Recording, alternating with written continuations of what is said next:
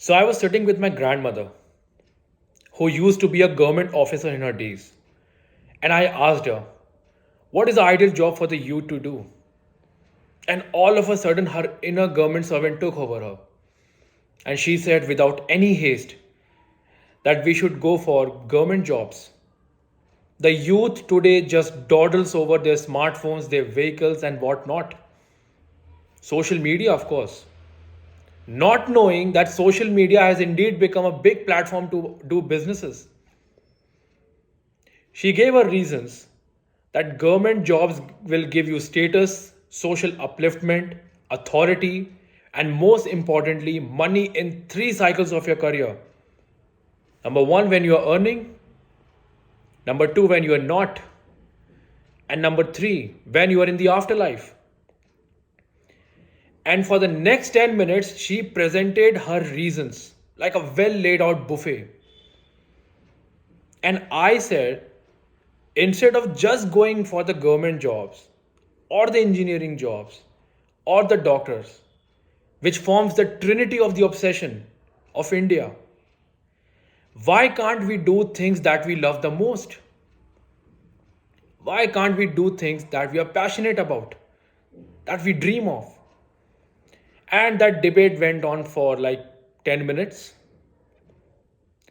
and no conclusion could be driven out of it because she was hell bent for the government jobs. The thing is, you can't change an old mind. The older they get, the stubborn they become. Here's another reasons. Our parents used to tell us so many times that they used to walk for 30 minutes to save 30 rupees. And we spent 30 rupees to save 30 minutes. Both are right in their own accord. Here's another reason. Our grandparents used to have strangest of the fashions. As per us, our grandfathers used to wear their pants to their nipples. Where are we wearing it? Below the buttocks. So who's right? Who's wrong? The answer is both are right. What's wrong is the mental perceptions that one has for the other. Some says it's a generation gap, but I call it lack of understanding. So what exactly is a generation gap? I was born in 97, my mom was born in 76, that's a generation gap. My dad in 66 and my grandfather in 34, that's a generation gap. Age creates natural gap between the two generations, but so does the mental gap as well, which is an issue because there's variance in mental gaps in thought patterns, current trends. So this has adversely affected the relation between parents and their children. They do have conflicts on many matters, many ideologies, customs, beliefs. Children, they just want parents that they trust them, that they believe in them, that they give them their freedom. Parents, they feel that they're not listening to them. Children, they feel that the parents are not understanding them. That is becoming an issue. The misunderstanding is creating a stress in their relations. It has become a problem. Times have changed. So has the youth. Youth has developed modern ways of thinking, modern ways of living. They go for apt logic and reasoning. Whereas their parents, as per them, they're all about spirituality, beliefs. So, what's going on here? There's a lot of conflict going on between parents and children, especially the teenagers. They deal in a lot of situations every day and which create tensions. They fight over stuff like sibling fights, relationships, trivial matters such as homeworks, and serious matters such as sexuality. Many a times they do things which is not in the confirmation of their parents' expectations, thinkings, and beliefs.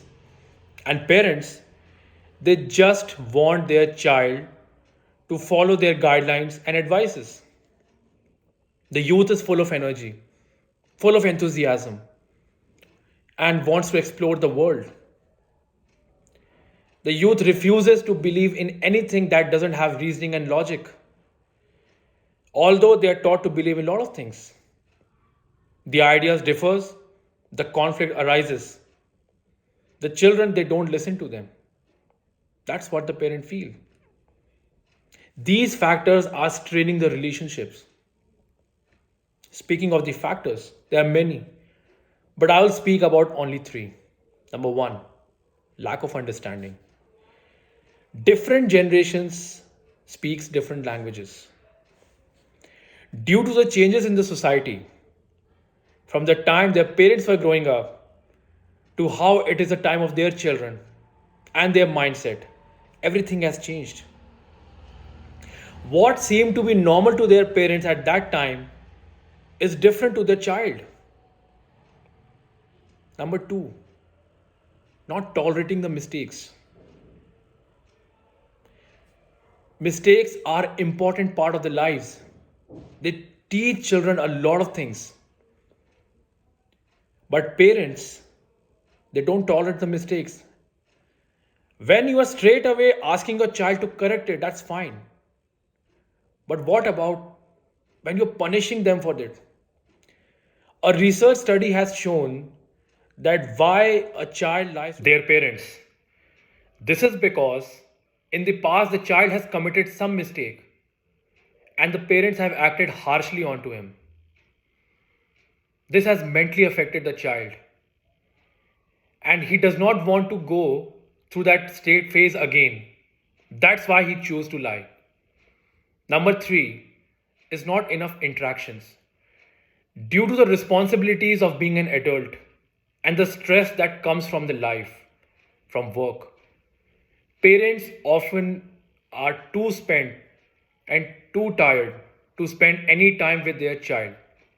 Hence, there is a lack of communication, there is a lack of interaction, and the children are not open to their parents, which creates a stressful relationship between them. So, how to bridge this one?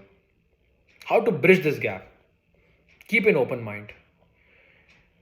Kids, they think differently, and parents, they think differently.